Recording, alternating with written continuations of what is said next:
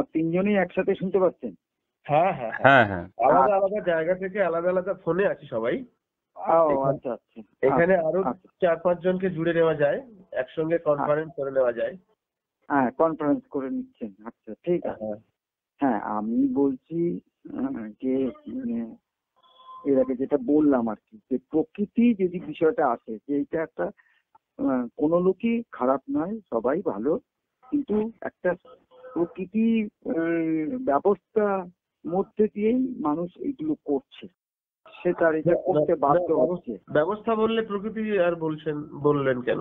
ব্যবস্থা আর প্রকৃতি দুটি আলাদা জিনিস। হ্যাঁ, মানে প্রকৃতি বলতে আপনি যেটা একটু আগে বললেন, এটা তো প্রকৃতিরই একটা না, না, না। অবস্থা অবস্থা প্রকৃতির অবস্থা নয়, ব্যবস্থার কথা বলেছি আমি।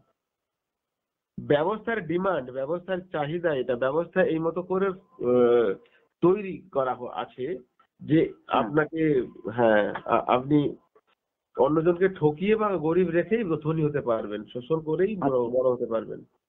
আচ্ছা, তাহলে এটা ব্যবস্থা এরকম। আমাদের সম্পূর্ণ ব্যবস্থা নেই এখন, অসম্পূর্ণ, তাই এটা এরকম বলেছি আমি। হ্যাঁ বলুন। আচ্ছা, হ্যাঁ, আপনাদের ওই লাইনে একটা অসম্পূর্ণ ব্যবস্থা, মানে ব্যবস্থাটা তো তৈরি করেছে মানুষ, বা তৈরি হয়েছে এই একটার পর একটা সিস্টেমের মধ্যে দিয়েই এই ব্যবস্থাটা তৈরি হয়েছে। বুদ্ধি যেমন যেমন হয়েছে, ব্যবস্থা তেমন তেমন ইমপ্রুভ করেছে। হ্যাঁ, তাহলে আমি যদি এই ক্যালকুলেশনে যাই, যে একটার পর একটা ব্যবস্থা এসছে, তার মধ্যে দিয়ে মানুষ তার শাসন ব্যবস্থায় বলুন বা নিয়ম কানুন তৈরি করে তার মধ্যে দিয়ে সে জীবন ধারণ ব্যবস্থা তৈরি করে নিয়েছে। তারপরে আজকে সেটা যদি দেখি, তাহলে এই ব্যবস্থার ব্যাখ্যাটা কি? ধরুন আমি যদি বলি যে একটা হচ্ছে পুঁজিপতি শ্রেণী বা পয়সাওয়ালা ধনী ব্যক্তি, আর একটা হচ্ছে দরিদ্র ব্যক্তি। কিভাবে হয়েছে আমি গেলাম না, হয়ে গেছে, ব্যবস্থার ডিমান্ডে এইরকম হয়েছে। কিছু মানুষ ধনী হয়েছে আর অধিকাংশ মানুষ গরিব হয়ে গেছে, এটা ব্যবস্থার ডিমান্ড। তাহলে আপনারা বলছেন যে একটা ভালো এই সিস্টেম ব্যবস্থাটাকে ভালো করতে হবে, যেখানে সবাই ভালোভাবে থাকতে পারে। অবশ্যই ভালো ভালো কথা। তাহলে এটা কি প্রসেসের মধ্যে দিয়ে এগোবে, ওই কেমন যাচ্ছে, সেখানে ধরুন মার্ক্সবাদ অনুযায়ী তাদের একটা দর্শন আছে। তারা বলেছে দুটো শ্রেণীর সৃষ্টি হয়ে গেছে এই সিস্টেমের মধ্যে দিয়ে। এইবার যারা গরিব শ্রমিক শ্রেণী বা খেটে খাওয়া মানুষ, তারা নিজেরা যদি এই ব্যবস্থার দায়িত্বে যায়, হ্যাঁ, ক্ষমতায় যায়, ওরা পুঁজিপতিরা ক্ষমতাটা ধরে রেখেছে, রাষ্ট্র ব্যবস্থাটাকে নিজেদের হাতের মধ্যে রেখেছে, হ্যাঁ, এবং তারা শাসন করছে, নিয়ম কানুন বানিয়ে তারাই নিয়ম কানুন করছে, তারাই শাসন করছে, তারাই বিচার করছে সেই ব্যবস্থায়। এইবার আমরা তার থেকে বঞ্চিত হচ্ছি মার্ক্সের কথা অনুযায়ী, লেনিনের কথা অনুযায়ী যদি ওই দর্শনে। হ্যাঁ, আর এখন আপনারা বলছেন যে ব্যবস্থাটা ত্রুটি আছে, ঠিক, ব্যবস্থা অবশ্যই ত্রুটি আছে। তাহলে এমন কোন ব্যবস্থা হোক যাতে নিচু অংশের যারা মানুষ শোষিত হয়ে আজ এই অবস্থায় চলে গেছে, নিঃশেষিত মানুষগুলো, ধরুন আমাদের দেশে যেটা আমরা বলতে পারি যে 80% মানুষ রেশনিং ব্যবস্থার মধ্যে দিয়ে তার মিনিমাম সুরক্ষা সে পাচ্ছে, খাবার দাবার, চাল গম পাচ্ছে, এমন কিছু অন্য কিছু না, মিনিমামটা পাচ্ছে। এবার এটা একটা সিস্টেমের মধ্যে দিয়ে হয়েছে। এখন একটা দর্শন এসছে যে এই ধরনের খেটে খাওয়া মানুষ, শ্রমিক, কৃষক, যারা সম্পদ সৃষ্টি করে, তারা যদি শাসন ক্ষমতার দায়িত্বে যায়, এই যে শাসনটা কিছু মুষ্টিমেয় লোক করছে, এরা যদি সচেতন শিক্ষিত হয়ে সেই দায়িত্ব নেয়, তাহলে কিন্তু শত্রু বলতে ওদেরকে একেবারে, মানে ওরা যদি পাল্টা আক্রমণ না করে, তাহলে এরা ক্ষমতায় যাবে, নির্বাচনের মধ্যে দিয়ে হতে পারে। এরা ক্ষমতায় গেলে পরে এরা তখন সবাই সমানভাবে যাতে খাটে, কাজকর্ম করে এবং সবাই সমানভাবে বাঁচতে পারে, তার প্রয়োজনীয় জিনিস পায়, সেটা তারা করতে পারবে শাসন ক্ষমতায় গিয়ে, শ্রমিক শ্রেণী বা খেটে খাওয়া মানুষ। এটা হচ্ছে মার্ক্সীয় দর্শন। আর আপনারা সেইখানে কোন প্রসেসের মধ্যে দিয়ে, যে এই যে বলছেন ওই ধনী ব্যক্তি ধনী থাকুক, তাতে আপত্তি নেই, নিচুতলার যে মানুষগুলো আছে তারা সম্পদশালী হবে, মানে ওই ধনী ব্যক্তির কাছাকাছি হবে, বৈষম্য কমে যাবে, সবাই সবারটা পাবে, যারা পাচ্ছিল না এতদিন কোটি কোটি মানুষ, তারা সবাই পাবে, সবাই সুখে স্বাচ্ছন্দ্যে থাকবে, এইটা আপনি বলুন। আপনাদের দর্শন অনুযায়ী এই প্রসেসটা কি, মানে এই যে ওটার একটা প্রসেস আছে, তাতে কি হয়তো রক্তক্ষয়ী হতে পারে, হ্যাঁ, আবার নির্বাচনের মধ্যে দিয়েও হতে পারে যে শ্রমিক শ্রেণী খেটে খাওয়া মানুষ সে ক্ষমতায় গেল, সে শাসন করবে, সবাই যাতে খেয়ে পড়ে থাকতে পারে, মুষ্টিমেয় লোক শাসন করবে না, হ্যাঁ, মুষ্টিমেয় লোক শাসন করে বলে অধিকাংশ মানুষ শোষিত হচ্ছে, এইটা একটা দর্শন। আপনারা যে বলছেন যে ঠিক আছে ধনী ব্যক্তি যেরকম আছে থাকুক, আমরা নিচু অংশের মানুষকে বুঝিয়ে তারপর ওরকম একটা ধন সম্পদের সৃষ্টি, অর্থাৎ তার প্রয়োজনীয় জিনিস যাতে তার বেঁচে থাকা সবকিছু পায়, সেইটা ব্যবস্থা করবেন। সেটা কি প্রসেসে যাবেন, ওইটা একটা প্রসেস। এই দর্শনের কি প্রসেস, খালি বুঝালেই তো হবে না, তাকে তো কাজে নামাতে হবে। এই খেটে খাওয়া মানুষগুলোকে সম্পদটা সৃষ্টি হবে কি করে, সে ভালো করে খাবে, ভালো করে থাকবে, ভালো পোশাক পরিচ্ছদ পরবে, ভালো ঘরে থাকবে, এগুলো তো করতে হবে, নাহলে তো হবে না। এই যে 90% মানুষ দরিদ্র হয়ে গেছে, তাদেরকে তো তো এগুলি করতে হবে। খাদ্য, প্রথম খাদ্য, তারপরে বাসস্থানের ব্যাপার, তারপরে পোশাক পরিচ্ছদ, তারপর চিকিৎসা, শিক্ষা, এগুলো তাদের পেতে হবে। তো মানে আপনাদের দর্শন অনুযায়ী এই নিচ তলার এই শোষিত মানুষগুলো এগুলো পাবে এবং সে ভালো থাকবে। এই প্রসেসটা কি, কিভাবে পাবে, কিভাবে এই ব্যাপারটা হবে? হ্যাঁ, এই এই এই এই যে কিভাবে পাবে বলছেন, সেই জন্যই তো আমরা পুরো লিপিবদ্ধ করেছি সম্পূর্ণ সমাধান ব্যবস্থা। হ্যাঁ, হ্যাঁ, যেটা আপনি জিজ্ঞেস করছেন, এর জন্যই তো ওই পুস্তকটি রচনা করা হয়েছে, যে কিভাবে আমরা পাবো সেই ব্যবস্থায়। আচ্ছা, সেখানে আমরা লিপিবদ্ধ করেছি। আচ্ছা, এবারে যে যে ব্যাপারে আপনি মার্কসের সঙ্গে এই ব্যবস্থার তুলনা যেটা করলেন, খুবই ভালো করেছেন। যে পুঁজিপতি মানুষদের বিরুদ্ধে মার্কসের দর্শন যে গরিব মানুষকে একত্রিত করার কথা বললো, নিজেদের অধিকার ক্ষমতা দখলের মধ্য দিয়ে পুঁজিপতিতার বিনাশ করতে চাইলো, এখানে তো ওই সেই জঙ্গলি যে দর্শন, সেই দর্শনেরই একটা প্রতিচ্ছবি, একটা এক স্টেপ আগে গিয়ে উনি ভেবেছেন। আমরা একদম এই উল্টো একটা দর্শন দিচ্ছি, যে কারণে আমরা বলছি যে মার্কসের যে ভুল ভ্রান্তি হয়েছে, সেই ভুল এই ব্যবস্থায় থাকবে না। হ্যাঁ, সেইটা তো বলতে হবে। এই ব্যবস্থাটা কি হলো, মানে মার্কসের ভুল বলতে ধরুন বলা আছে, আপনি সে বিষয়ে হয়তো এখনো মানে জানেননি বলেই আপনার সাধারণভাবে এই প্রশ্ন আসছে। এই নিয়ে কোনো সমস্যা নেই, আমরা তো সেই কথাগুলি বলার জন্যই আজকের দীর্ঘদিন যাবত ওপেন মঞ্চ খুলে রেখে ডিসকাশন করছি। হ্যাঁ, আপনি ঠিক কোন জিনিসটা জানতে চাইছেন এবং কোন ব্যাপারটা জানতে চাইছেন সেটা আমাদের যদি ক্লিয়ার করেন। যেটা এই তো বললাম যে আপনাদের দর্শনের সেই প্রসেসটা কি, যে নিচু তলার মানুষগুলো তাকে তো কাজটা করতে হবে, কাজ করতে হবে, সম্পদ সৃষ্টি করতে হবে, খাবার তৈরি করতে হবে, জামা কাপড় তৈরি করতে হবে, শিক্ষার জন্য স্কুল কলেজ বানাতে হবে, যা যা মানুষ ইচ্ছে করে সবকিছুর উৎপাদন এবং সার্ভিস দিতে হবে। এই জন্য আমরা নতুন করে কি করেছি, আমরা মনে করেছি আমাদের খোঁজ, আমাদের সিদ্ধান্ত অনুযায়ী, যে প্রথম কথা হচ্ছে দর্শন যে কথা আমাদের শেখায় জীবন সম্পর্কে, তা সম্পূর্ণ নয়। তাই নতুন দর্শন আমরা রেখেছি। কি রেখেছি সেটা আমাদের দর্শনকে আপনি যখন চর্চা করব তখন জানতে পারবেন, বা সেটা নিয়ে আপনি একটু স্টাডি করলেই বুঝতে পারবেন। তা না হলে আমি যে কথাগুলো বলবো সেই কথাগুলো আপনার লিঙ্ক করতে অসুবিধা হবে জীবন সম্পর্কে, কারণ ওখানে একটা বিষয় স্টেপ বাই স্টেপ যেতে হবে। এখন 150 পাতার বই যদি আপনাকে আমি এখন বোঝাতে চাই, তাহলে আমাদের হয়তো 20 ঘন্টা সময় লাগবে পুরো আলোচনা করতে গেলে। এটা প্রথম কথা। তাহলে দর্শন ভুল বা অপূর্ণ, তাই আমরা একটা নতুন জীবন দর্শন দিয়েছি।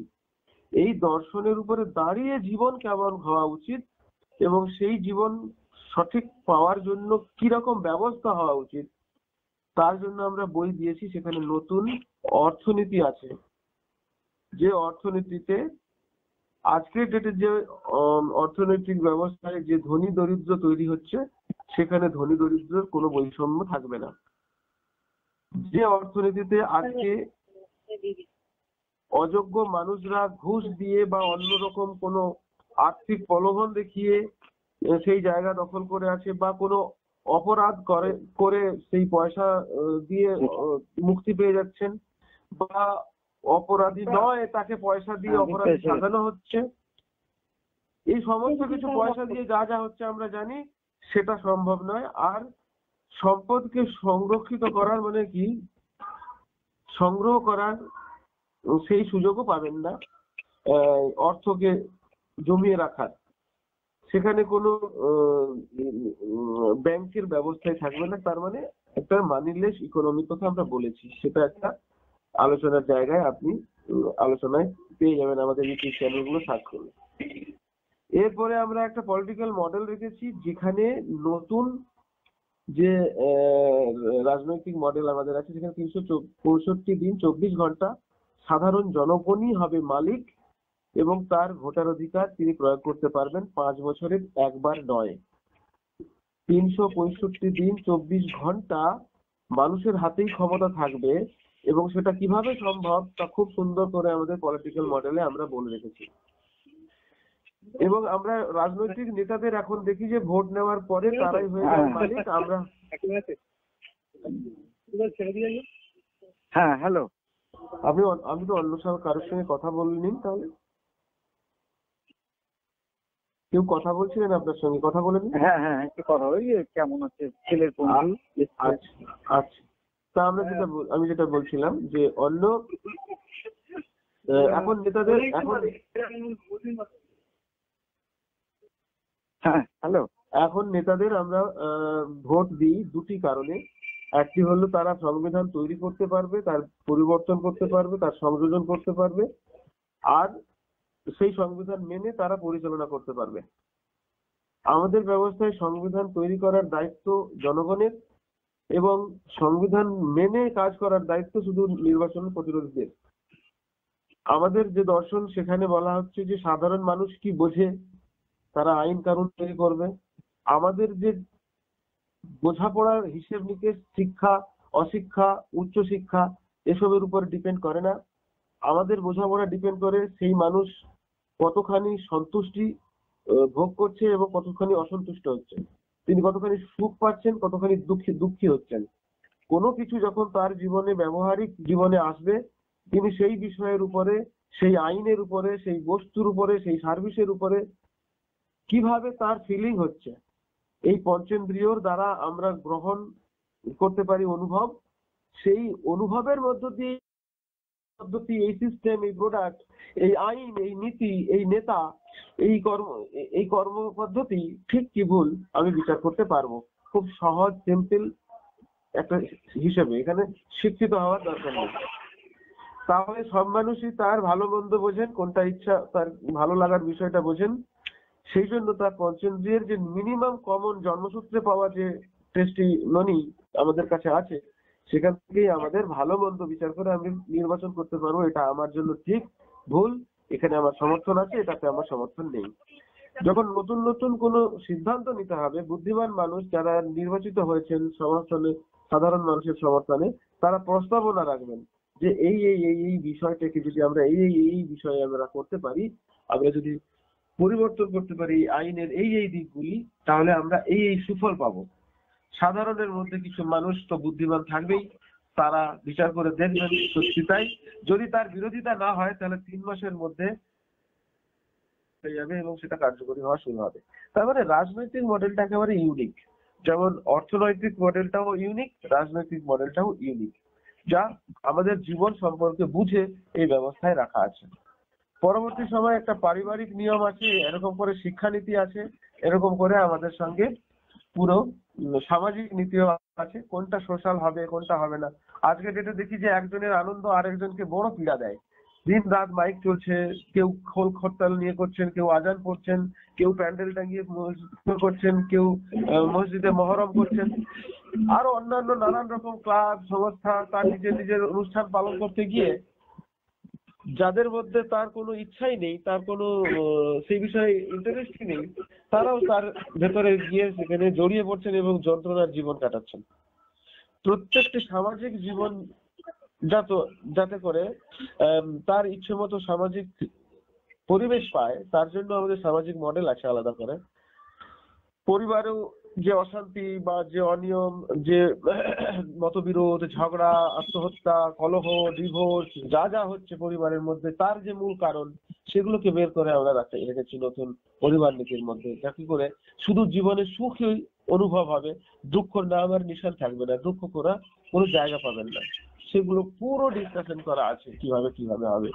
আর যদি কোনো একটা বিষয় নিয়ে টপিক নিয়ে আমরা আলোচনা করি, তাহলে দেখবো যে সেখানে দর্শনটাকে আগে বুঝতে হবে, তাহলে হলে আমাদের পুরো হিসেব নিকেশ গন্ডগোল হয়ে যাবে। আমি একটা কথা বলবো। বলুন স্যার। বলছি যে আমাকে আগে এইটা একটু মানে বলুন যে অর্থনৈতিক যে ব্যবস্থাটা আছে, ব্যবস্থার মধ্যে সামাজিক বা পারিবারিক ওগুলো পড়ে। আচ্ছা। হ্যাঁ, ব্যবস্থাটা সেটা কি করলে মানুষ সুখে স্বাচ্ছন্দ্যে আপনি বলে দিচ্ছি। সেটা কিভাবে হবে? আমাদের একটা স্পেসিফিক ভিডিও আছে, তবুও আমি আপনাকে শর্টে বলে দিচ্ছি, আপনি হয়তো বুঝতে পারবেন এই ঠিক। দেখুন, বর্তমান ব্যবস্থায় অর্থনীতিতে যে নিয়মগুলি কাজ করে সেগুলি খুব মানে একে অর্থনীতি বলাই যাবে না আমাদের দৃষ্টিভঙ্গি দিয়ে। এটা একেবারে জঙ্গলি অর্থনীতি আছে। কেমন করে না, অর্থনীতিতে নিয়ম আছে, ডিমান্ড আর সাপ্লাইয়ের একটা নিয়ম আছে। যেমন যে সমস্ত বস্তুর বাজারে ডিমান্ড বেশি, হ্যাঁ, সাপ্লাই কম, তার দাম বেশি, তার ভ্যালু বেশি, তার অনেক বেশি দামে বিক্রি হবে। ডিমান্ড প্রচুর, যোগান কম, মানে সাপ্লাই কম, তার দাম বেশি। আর সাপ্লাই বেশি, ডিমান্ড কম, তার দাম কম। সেটা শুধু বস্তু নয়, পরিষেবা নয়, সেটা মানুষের শ্রমেরও মূল্যায়ন আমরা এইভাবে করে আসছি আমাদের অর্থনীতির এই ধাঁচাতে ফেলে, তাই না? কারণ সাধারণ লেবারের প্রচুর সংখ্যা আছে, কিন্তু সেই মতো করে তাকে কাজ করানোর জায়গা নেই, তাই তার দাম অনেক কম। ইঞ্জিনিয়ার, যারা টেকনিশিয়ান, যারা তাদের উপরেও আরো বেশি টেকনোলজি নিয়ে কাজ করেন, যার যেমন যেমন দরকার, তার অভাব যেখানে বেশি, তারা মনোপলি তৈরি করে। সেটা আমাদের বেসিক টেকনোলজিতেও দেখেন যে আমেরিকা কোনো কিছু আবিষ্কার করলো, আমাদের দেশে সেটা কার্যকরী করার জন্য নেব মনোপলি, সেটা বুঝতেই পারছেন, এখানে আর কিছু বলার নেই। তাহলে ডিমান্ড এন্ড সাপ্লাইয়ের একটা নিয়ম আছে। এখন মজা হলো যে এই অর্থনীতিতে আমরা দেখতে পাই যে 90% মানুষ ক্রমশ গরিব, একেবারে নিরন্ন মানুষও আছে যাদের কোনো হাতে পয়সা নেই। আবার ক্রমশ উপরের দিকে যদি গিয়ে দেখি যে 10% মানুষ তারা আর্থিকভাবে চরম ভাবে প্রতিষ্ঠিত এবং বৃত্তশালী। এটা কেমন করে হচ্ছে? এটা হওয়ার পেছনে কারণ কি না, এটা খুঁজতে গিয়ে দেখা গেছে যে ডিমান্ড এন্ড সাপ্লাইয়ের এই যে পুরো চক্র, তার উপরে দাঁড়িয়ে প্রথমে আমরা বাজারে দেখতে পাই যে কোনো কিছু যদি আমার ইচ্ছে পূরণ করতে হয়, তাহলে সেখানে পয়সা দিয়ে কিনতে হয়। পয়সা এখানে একটা মাধ্যম, মানে টাকা ছাড়া আমি আমার কোনো প্রসাধন বা সামগ্রী কিনতে পারবো না, তাই না? হ্যাঁ, তাহলে আমার যাদের কাছে টাকা কম আছে, 90% মানুষের কাছে টাকা কম আছে দেখতে গেলে 10% তুলনায়, তাই 90% মানুষ তাদের যা ইচ্ছা তা বাজারে প্রকাশ করতে পারছে না, ডিমান্ড করতে পারছে না, তাই না? তাই ডিমান্ড করতে পারছে না বলেই অন্যদিকে কি হচ্ছে, যারা 10% মানুষ প্রোডাকশন করছেন, এই 90% মানুষের জন্য বিলি বন্টন করবে বা সেখান থেকে প্রফিট কামাবে, সেই 10% মানুষের যে প্রোডাকশন বা উৎপাদন 100% তারা করতে পারছে না। তারা ডিমান্ড অনুযায়ী করতে পারছেন। আমাদের কাছে টাকা কম আছে তো ডিমান্ড কম হচ্ছে বাজারে, সেই জন্য তো যোগানও কম লাগবে, সেই জন্য কারখানাও কম হচ্ছে। আর সেই কারখানায় যারা শ্রমিক, শ্রমের বিনিময়ে টাকা পাবে, যা সেই টাকা দিয়ে আবার ডিমান্ড তৈরি হবে, সেই শ্রমিকেরও যোগান কম, মানে প্রয়োজন কম পড়ছে। তার মানে বুঝতে পারছেন যে এটা সার্কেল চলছে। ডিমান্ড নেই বলে উৎপাদনের প্রয়োজন পড়ছে না, উৎপাদন নেই বলে কারখানা কি বলে শ্রমিকের কাজ হচ্ছে না, আর শ্রমিকের কাজ নেই বলে রোজগারও নেই, রোজগারও হচ্ছে না, আবার রোজগার নেই বলে বাজারে ডিমান্ড নেই। এই যে দুশ্চক্র এই অর্থনীতিতে, এখান থেকে বেরিয়ে আসতে পারছে না। শুধুমাত্র তারাই এখানে ধন সম্পত্তির মালিক হয়ে যাচ্ছেন যারা প্রোডাকশন বা সার্ভিস আমাদের প্রোভাইড করার জন্য বিভিন্ন টেকনোলজি বা কারখানা তৈরি করে বসে আছেন বা সংস্থা তৈরি করে বসে আছেন। তারা বহু মানুষকে এই সুযোগগুলো দেওয়ার পরে তাদের কাছে একটা রোজগার, একটা বাড়তি লাভ্যাংশ জমা হয়ে যাচ্ছে পুঁজিবাদী এই সিস্টেমের মধ্য দিয়ে। আর সাধারণ মানুষ ক্রমশ তাদের ক্রয় ক্ষমতা হারাচ্ছেন, কারণ সে জিনিসটা, সে শ্রমের বিনিময়ে 100 টাকা পেলে যে জিনিসটা কিনছেন তাকে তৈরি করতে 80 টাকা খরচ হলে 100 টাকা দিয়ে কিনতে হচ্ছে, বাড়তি 20 টাকা শ্রমিকদের কাছ থেকে চলে যাচ্ছে মালিকের কাছে। তাই ক্রমশ কেন্দ্রীভূত হচ্ছে পয়সা বা সম্পদ, আর ক্রমশ মানুষ তার গরিব থেকে গরিবের দিকে এগোচ্ছে। এবারে পুঁজিবাদী নিয়মে এদের এখানে কিছু আলোচনার ভিত্তিতে বলুন, কিছু আইন কানুন করে বলুন, পয়সা বৃদ্ধি করা হয়, কিছু নতুন কারখানা স্থাপন করার সুযোগ পেলে সেখানে সুযোগ তৈরি করে কিছু লোকের কর্মসংস্থান হয়। এটা একটা মিশ্র ব্যাপার চলছে, কিন্তু আলটিমেট 90% মানুষ ওই 10% মানুষের মতো জীবন ভোগ করতে পারবে না বা পারছে না। এই ডিমান্ড এন্ড সাপ্লাই এর যে রেশিও, এই যে আমাদের দুচক্র চলছে, তার কারণে আমরা ঠিক করেছি নতুন অর্থনীতিতে এই যে কোথা থেকে এটা সংশোধন হবে, সব মানুষকে বৃত্তশালী মানুষদের মতো জীবন উপহার দেওয়া যায়, সেটা যদি করতে হয় তাহলে আগে আপনাকে ডিমান্ড ঠিক করতে হবে। বাজারে যদি 100% ডিমান্ড হয় তাহলে প্রোডাকশনও 100% দরকার হবে। ডিমান্ড তাহলে 100% হবে কখন? কারণ 100% মানুষের কাছে ক্রয় ক্ষমতা যখন 100% হবে তখন তাহলে সবার কাছে এত টাকা দিতে হবে যত টাকা দিলে সে তার জীবনের সব ইচ্ছা পূরণ করার জন্য বাজারে ডিমান্ড করতে পারে। আবার যদি তাহলে কি হবে না, তত কারখানা হবে, আবার সমস্ত লোককে কাজে লাগানো দরকার পড়বে ওই সমস্ত ডিমান্ড পূরণ করার জন্য উৎপাদন বা পরিষেবার। তো দেখা গেছে যে তাহলে সব মানুষকে প্রচুর প্রচুর টাকা দিয়ে তাদের ইচ্ছা অনুযায়ী ক্রয় ক্ষমতা বাড়ানোর দরকার পড়বে। আমরা দেখলাম যে সকলকে যদি সমান করে ধনী করে দেওয়া হয়, পয়সা তার মাঝখানে কি কাজে লাগবে? যদি পয়সা ছাড়াই আমরা এই ব্যবস্থাটা করতে পারি তাহলে এটাকে কেমন করে সাজানো দরকার। আমরা দেখলাম যে প্রকৃতিতে কোনো যে সংসাধন থাকে সেই সংসাধনকে নিয়ে কোনো সার্ভিস বা প্রোডাকশন তৈরি করার জন্য মানুষের শ্রম শুধু দরকার পড়ে, আর দ্বিতীয় কিছু দরকার পড়ে না। প্রকৃতির যত কিছু সম্পদ আর মানুষের শ্রমকে যদি আমরা মিশ্রণ ঘটাই তাহলে নতুন নতুন উৎপাদন আর পরিষেবা তৈরি হয়। আপনি কি শুনছেন? হ্যাঁ শুনছি, একটু কথা বলতে হচ্ছে মাঝে মাঝে। আচ্ছা, তাহলে প্রাকৃতিক সম্পদ আর আমার কথাটা শেষ হয়ে যাক, আর 2 মিনিট আছে। আচ্ছা আমি আসছি। হ্যাঁ, প্রাকৃতিক সম্পদ আর মানুষের শ্রম, এই দুটোকে যদি আমরা মিশ্রিত করি তাহলে আমাদের চাহিদা অনুযায়ী আমরা উৎপাদন করে নিতে পারবো, সার্ভিস প্রোভাইড করতে পারবো। তারপরে মাঝখানে এই অর্থ আর কোনো কাজে লাগছে না, কারণ মানুষ শ্রমের বিনিময়ে তার জীবনে যে টাকা পেত সেই টাকা দিয়ে তো তার ইচ্ছা পূরণই করতো। সেই টাকা ছাড়া যখন শ্রমের বিনিময়ে সব ইচ্ছা পূরণের ব্যবস্থা থাকছে তাহলে মাঝখানে টাকা রেখে আর ঝামেলা করে লাভ কি? আর টাকা নাই বলে অযোগ্য মানুষরা ঘুষ দিয়ে কোনো কিছু করতে পারবে না, কেউ জমিও রাখতে পারবে না। যা আমাদের সংসাধন তৈরি হবে, যে যতটা ভোগ করতে পারবে ততটাই ভোগ করবে, আর বাকিটা আমাদের অন্য জনের জন্য তাকে ডেলিভারি করতে পারবে, কারণ সংরক্ষণ ব্যবস্থাই থাকবে না। সংরক্ষণ এই জন্য করি আমরা ইনসিকিউরিটির জন্য। যদি তখন সংরক্ষণটা থাকবে হচ্ছে রাষ্ট্রের কাছে, সংরক্ষণ সে মতো করে রাষ্ট্রের কাছেও থাকবে না, কারণ আমরা বা সরকার, হ্যাঁ বলছি সে মতো করে রাষ্ট্রের কাছেও থাকবে না, সেটা খুব লিমিটেড থাকবে। তাই এই জন্য যে আমরা ডিমান্ড আগের থেকে জানতে পারবো, আমাদের পুরো ব্যাপারটাই অনলাইন, এবং যারা এই অনলাইন সিস্টেমকে আয়ত্ত করতে পারেনি প্রথম দিকটা, তাদের জন্য পুরো যেমন আগে এসটিডি বুথ থাকতো বা টেলিফোন বুথ থাকতো সেই মতো করে, বা ছোট ছোট ডিভাইসও আমরা এখন প্রোভাইড করতে পারি, শুধু ভয়েস বললেই হবে যে আমার কোড নাম্বার এত, বা তার ফেস বা চোখের যে ইয়ে থাকে, এখন তো নানান রকম বেরিয়ে গেছে, হ্যাঁ। ফেস ফেস লক, সে ফেস লক খুলে যাবে এবং সে বলবে যে আমার 1 কিলো চাল চাই, বা দুটো এই কালারের এই জামা চাই, তাহলে তার সেখানে চলে আসবে, মানে এরকম ব্যবস্থা।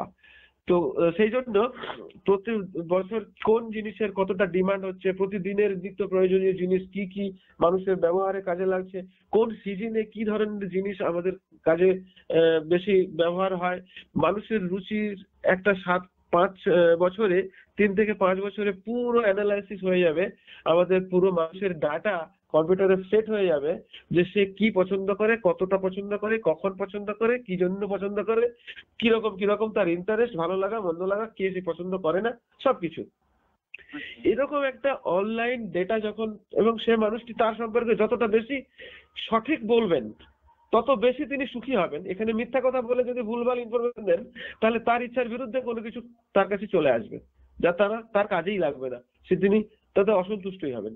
তার মানে এখানে সিস্টেমই বলছে আপনাকে সৎ অটোমেটিক হতে হবে, মানে তিনি তার স্বভাব সিদ্ধ ভঙ্গিতে সৎই থাকবেন। তাহলে এই প্রয়োজনীয় জিনিসগুলো সে উৎপাদন করবে কার মাধ্যমে? হয়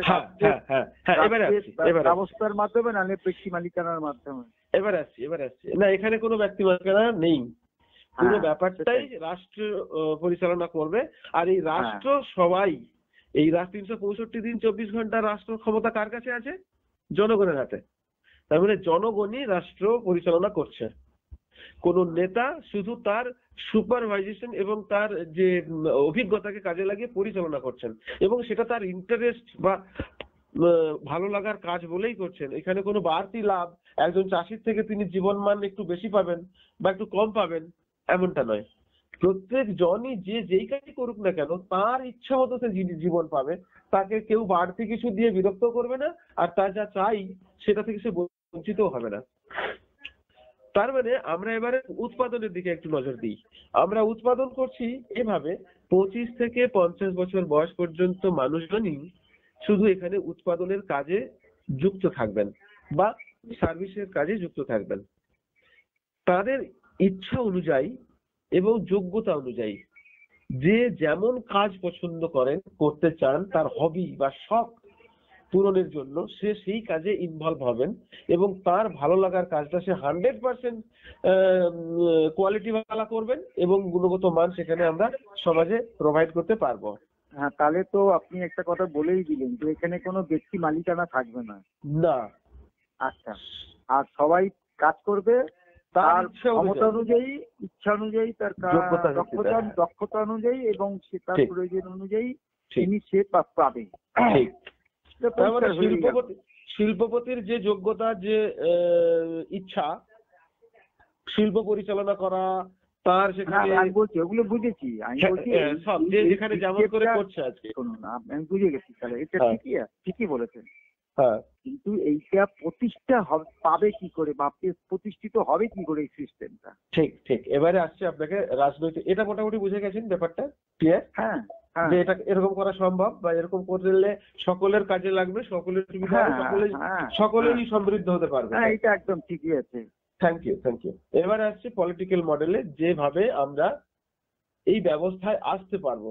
আমাদের এখন বর্তমান সংবিধানে আমাদের এই অধিকার দেয় যে আমরা আমাদের গণতান্ত্রিক অধিকার প্রয়োগ করতে পারি স্বাধীনভাবে, দুটি একটি জায়গায় যেগুলো আছে সেগুলো ছাড়া। মানে কি, ওই যে লুটপাট হয় বা কিছু হয়, এখনো পর্যন্ত গণতান্ত্রিক অধিকারটা প্রয়োগ করার মতো জায়গায় আমরা আছি, ঠিক আছে? হ্যাঁ, ঠিক আছে। আর যেগুলো লুটপাট হয় সেগুলো তারা ক্ষমতায় থাকতে চায় এই জীবন পাওয়ার জন্যই। আর আমরা যে ব্যবস্থার কথা বলছি সেই লুটপাট করা ছাড়াও সেই জীবন পেয়ে যাবেন, তাহলে লুটপাটের কোনো জায়গা তার কাছে আর দরকারই পড়বে না, প্রথম কথা। এবারে আসি যে প্রথমে তো আমরা জীবন সম্পর্কে এই ব্যবস্থার ত্রুটি এবং এর সমাধান কি এই সম্পর্কে আপনাকে যেমন বলছি সবাইকে বলছি। প্রথম এই জায়গায় যারা ইন্টারেস্টেড, যারা বুঝতে চান বা যারা এটা নিয়ে ভাবেন, সমাজ বা ব্যক্তি সমস্যা নিয়ে যারা একটু নতুন কিছু করতে চান, মানুষের এই যন্ত্রণাকে উপভোগ করছেন, মানে কি অনুভব নিয়ে দুঃখ পাচ্ছেন যে সত্যি আমরা কোথায় যাচ্ছি, মানুষের জীবন কোথায় যাচ্ছে, আমরা কোন পথে গেলে আরো বেশি সুখী হতে পারবো বা ভালো থাকতে পারবো, এই যারা খুঁজছেন তাদের কাছে এই খবরগুলো যাচ্ছে। আপনি যেমন তার মধ্যে একজন, আমি যেমন একজন, মাধব বাবু যেমন একজন, এরকম করে একে একে 2 2 একে 4 এরকম করে সব আমরা জড় হচ্ছি, বুঝতে চাইছি, শিখছি। জানার পরে কি না আমি আমার সার্কেলের লোকগুলোকে এরকম করে বলবো, কারণ এরকম একটা ব্যবস্থা যেখানে সবাই তার জীবনের মতো করে বাঁচতে পারবে ইচ্ছে মতো, তাহলে সেই ব্যবস্থা আসা দরকার। এই যে আমাদের প্রপাগান্ডা, এটা একটি এনজিও এর মধ্য দিয়ে আমরা চালাচ্ছি। এখানে আমরা কোনো রাজনৈতিক দল তৈরি করছি না। রাজনৈতিক দল তৈরি করলে আমরা রাজনৈতিক বিরোধিতার সম্মুখীন হব, পলিটিক্যাল আক্রোশের সম্মুখীন হব। সেই জন্য আমরা একটা এনজিও ফোরাম তৈরি করে নতুন ভাবে মানুষের কাছে অ্যাওয়ারনেসটা রাখছি যে এই ব্যবস্থায় আসলে কোনো রাজনৈতিক দল দায়ী নয়, কোনো রাজনৈতিক নেতা দায়ী নয়। আমাদের কাছে যে ব্যবস্থা এতদিন পর্যন্ত চলে আসছে, এই ব্যবস্থার যে যে ত্রুটি আছে সেই ত্রুটির কারণেই আমাদের এই সমস্যা হচ্ছে। এই ত্রুটি কোনো মানুষ ইচ্ছাকৃতভাবে করেনি, তাদের বুদ্ধির বিকাশ যতটা হয়েছিল ততটা চেষ্টা করেছে, ক্রমশ এটাকে উন্নত করে এনেছেন, ক্রমশ এটাকে আরো সুন্দর থেকে আরো সুন্দর করার চেষ্টা করেছেন। আমাদের কাছে এর পরবর্তী স্টেপ আছে, যে স্টেপে গিয়ে আমরা কোনো মানুষ কারো দ্বারা দুঃখ পাবেন না, বঞ্চিত পাবেন না, শোষণিত হবে না, হিংসা করবে না, মিথ্যা কথা পর্যন্ত বলবে না, এরকম একটা জীবন দেওয়ার ব্যবস্থা তৈরি করেছি। এটা এই ক্ষেত্রে রাখছি, এটা আপনার কাছে রাখছি। এই ক্ষেত্রে 90% মানুষ যারা শোষিত হচ্ছে, নিষ্পেষিত হচ্ছে, তারা ধরুন খুব সহজেই মেনে নেবে, বুঝে যাবে। তাহলে আমাদের দেশে 10% মানুষ সরকারের মাধ্যমে 10% মানুষ তো সে ব্যক্তি মালিকানা ছেড়ে সরকারি মালিকানায় দেবে, এইটাই আমি বুঝতে চাইছি।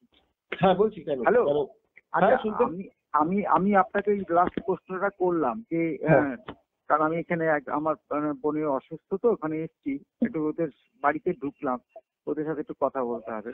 আচ্ছা, তাহলে আমি লাস্ট প্রশ্ন যেটা করলাম যে সব ঠিক আছে, খালি এই 10% মানুষকে আমরা কি করে বোঝাতে পারি, বা আপনারা কিভাবে কোন দর্শনের মাধ্যমে বোঝাবেন তাকে, এই অ্যাওয়ারনেস এর মধ্যে দিয়েই তারাও পাল্টে যাবে। এইটা একটু যদি পরে কালকে হোক হ্যাঁ নিশ্চয়ই কথা বলা যাবে। আপনাকে শুধু দু কথা বলে দিই, দুটো কথা। আপনি যেমন এক্ষুনি স্বীকার করলেন বা বুঝতে পারলেন যে এই যে ছাপ্পা ভোট ভোট হরণ করে যারা, তারা যেমন বুঝে গিয়ে আর ছাপ্পা ভোট দেবে না, করবে না, কারণ তাদের ছাপ্পা ভোট দিয়ে যে জীবন এখন পাচ্ছে, যে ভোগ বিলাস বা স্বাধীনতা, তার ইচ্ছা মতো জীবন কাটানোর যে সুযোগ পাচ্ছে, সে মতো করে তারা এটা না করেও যদি পায়, তাহলে কেন ছাপ্পা করতে যাবে? হ্যাঁ, স্বাভাবিকভাবেই ওই পুঁজিপতি মানুষগুলো দেখবেন যে আমরা যে সিস্টেমে এতদিন পুঁজি সংগ্রহ করছি, যে জীবন পাওয়ার জন্য, যে সুখ ভোগ করার জন্য, যে আনন্দ পাওয়ার জন্য, যদি এই শোষণ ব্যবস্থা না করেও আমরা এটা পেতে পারি, এবং আমি যা করতে ভালোবাসি সেটা করে আনন্দ পেতে পারি, যেমন কি আমি শিল্প পরিচালনা করব, আমার এইবারে এই 10% মানুষের কাছে যাওয়ার প্রশ্ন আছে, আমার এই মুহূর্তে নেই। কারণ আপনি কি মনে করেন আমাদের গণতান্ত্রিক যে পদ্ধতি, সেখানে তো 51% মানুষের সমর্থন হলেই আমরা সরকার বদলে দিতে পারি, আইন বদলে দিতে পারি। তাহলে সেই বদলে দেওয়ার কাজটা মোদিজি যেমন 2000 নোটের কাজ করেছিলেন, বন্ধ করেছিলেন 2000 1500 নাকি কত, সেইটা তো আমরা 51% লোকের সমর্থন নিয়েই করে দিতে পারি। সেটা করে দেওয়ার পরে তিনি তখন তো আমাদের কাছে ট্রানজাকশন পিরিয়ড, সরকারি ক্ষমতা, অফিস আদালত, সমস্ত কিছু আমাদের কাছে টিভি দর্শন সবই থাকবে, এবং আমাদের সঙ্গে তারা যোগাযোগ করতে চাইবে যে আপনারা যে কথা বলছেন, আমরা তাদের আহ্বান করব, তাদের নিয়ে বৈঠক করব যে আপনারা যে জীবন কাটাচ্ছেন, যে ভাবে কাটাচ্ছেন, যে উদ্দেশ্যে কাটাচ্ছেন, দেখুন তো এই জীবনটা আমাদের পছন্দ হয় কিনা। আর আমরা কনফার্ম আমরা জীবন সম্পর্কে যে নলেজ গ্যাদার করেছি, তারা সকলে। এইবার ঠিক আছে, মত বিনিময় হচ্ছে এই ভালো একটা দর্শনের জন্য। এইবার ধরুন 2-3 বছর হয়েছে, এই আপনারা ধরুন আমার নামটা আপনারা ধরুন কথা রেজিস্ট্রি করলেন যে হ্যাঁ এনাকে এখানটা পাওয়া গেছে, এইরকম কত লোকের সাথে আপনার মানে রেজিস্ট্রেশনের মতো যে তারা সম্মতি দিয়েছে, তাদের কতজন হয়েছে আপনাদের? না, মানে কি ব্যক্তিগত ভাবে হ্যাঁ, এই যেমন আমাকে পেলেন, আমি মত বিনিময় করছি, হ্যাঁ ভালো কথা বলছি, হয়তো তো আমি সেই চাই, এরকম কত লোককে পেয়েছেন? না এরকম না, আমি ব্যক্তিগতভাবে যদি দেখেন 2-4 জনকেই পেয়েছি। আর মাধববাবু আচ্ছা, এরকম তাহলে 2-4 জন। তাহলে 3-4 বছরে 2-4 জনকে পেয়েছেন। এগুলো হ্যাঁ স্ট্যাটিস্টিক গুলো দরকার আছে, কারণ একটা জিনিস হ্যাঁ। প্রতিষ্ঠা করবো তো আমরা, বা আপনারা করবেন। হুম। স্ট্যাটিস্টিক গুলো তার গতি কিভাবে পাচ্ছে না নেগেটিভ হচ্ছে সেটা দরকার আছে। আচ্ছা, এইটা শুনলাম এই পর্যন্ত। হ্যাঁ হ্যাঁ। আর আর কিভাবে ওই মুষ্টিমেয় লোকের কাছে যাওয়া যেতে হবে, যেটা আগের দিনও বলেছিলাম। তা যাই হোক, আজকে না আমি একটু ঠিক আছে ঠিক আছে, অনেক ধন্যবাদ একটু অনেক আপনাদের, ধন্যবাদ। আমরা আলোচনায় আপনারও শুনলাম, আমরা খুব ভালো ভালো প্রশ্ন আমরা পেলাম হ্যাঁ এবং আমি আমরা সমৃদ্ধ আপনি হয়েছি। কালকে দুপুরবেলার পর 3টের পর থেকে তখন ওই 6টা পর্যন্ত আচ্ছা, মাধববাবু আছেন তো লাইনে? হ্যাঁ, আমি আছি। হ্যাঁ, ঠিক উনি আছে। যেটা বললেন যে কতজন আছেন, বহু মানুষ এর সঙ্গে রয়েছে, কিন্তু সবাই তো এটা বুঝাতে পারবে না কাউকে, না অপরকে। হ্যাঁ সেইভাবে তো হ্যাঁ সবাই বুঝতে হ্যাঁ পারে না। যেমন মানে আপনি এই যে যেমনটি আপনি বুঝতে পারছেন যে আপনি অপরকে বুঝাতে পারবেন। না না, সেইটা। সব থেকে বড় কথা যে আপনার প্রশ্ন যেগুলো তৈরি হচ্ছে আপনি আপনার কাছে আমার কাছে রাখতে পারছেন, হ্যাঁ, অন্যদের তো সেই ক্ষমতাও নেই। না না, হ্যাঁ সেই সকলে কারণে থাকে তারা না। সামনে এসে প্রশ্নটাও করতে ভয় পায়। মানে হ্যাঁ। যদি আমি তাকে কোনো প্রশ্ন করি তখন তো সে নিরুত্তর হয়ে যাবে। আসলে পরীক্ষা দিতে যেমন সব আচ্ছা, ছাত্রদের একটা ভয় কাজ করে। আমি একটা কথা বলবো। হ্যাঁ স্যার। হ্যালো, 13 স্যার, তারিখ আমরা গান্ধী কলোনি, মানে আপনাদের মানে বিশেষ করে ওই মাধববাবুর কাছাকাছি গান্ধী কলোনিতে একজনের বাড়িতে বসছি, বর্তমান ওই গণতন্ত্রের অবস্থার উপরে কিভাবে মানুষ আরো ভালো থাকতে পারে ইত্যাদি আলোচনা। বাহ বাহ বাহ বাহ। এখন আপনারা মাধববাবু কেউ আসতে পারেন, খুব ভালো হয়। মানে আপনাদের ভাবনা, কারণ এইটা একটা অন্য ভাবনা দর্শনের। ঠিক ঠিক। এরা যারা ধরে নেন মাঝারি ভাবনার দর্শনেরই লোক, কিন্তু আপনারা তো অন্য একটা দর্শনের কথা বলছেন। ঠিক ঠিক ঠিক। তো সেইটা যদি সেদিন সবার সামনে যদি এসে একটু বলেন তাহলে খুব ভালো হয়, তাহলে অন্যদিনও করা যেতে পারে। আমরা ওই দিন বসছি আর কি 13 তারিখ। হ্যাঁ, বেশ আমাকে জানাবেন, আমি যাব। আর কালকে যদি এই আজকে লাস্ট যেটা প্রশ্নটা করলাম, হ্যাঁ এটা কালকেও যদি আপনারা সময় পান, 3টের পর আমি মোটামুটি 6টা পর্যন্ত প্রায় ফাঁকাই থাকি। ঠিক আছে স্যার, আমরা যদি ব্যস্ত না হয়ে যাই অন্য কোনো কাজে তাহলে অবশ্যই কথা হয়ে যাবে। হ্যাঁ হ্যাঁ হ্যাঁ হ্যাঁ, ঠিক ঠিক ঠিক আছে। ঠিক আছে। Thank you. ঠিক আছে, ওকে হ্যাঁ ওকে হ্যাঁ, ওকে, ধন্যবাদ। ধন্যবাদ।